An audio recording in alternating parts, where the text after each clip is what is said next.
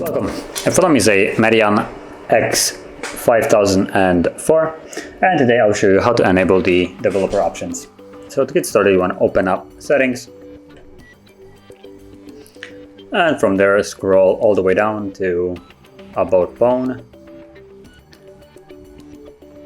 and then tap on the build number 7 times, as you can see. And once you tap on it, you will see you are now a developer message.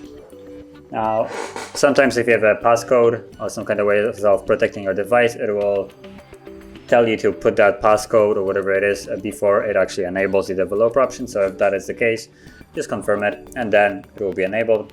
And from there you can go back, and on the main page of settings you will find now there's a new option called developer options. So you can tap on it and then switch it on right here. Tap on OK, and now you have access to all the developer options from here. Now keep in mind that some of them will drastically change the device and how it works, so you might want to, for instance, read about what certain things do. But if you're planning to, I don't know, find something useful here, something like animation speeds like these 3 here is a fairly nice one to switch if you want. But certain other things may, for instance, completely reset your device, so keep that in mind.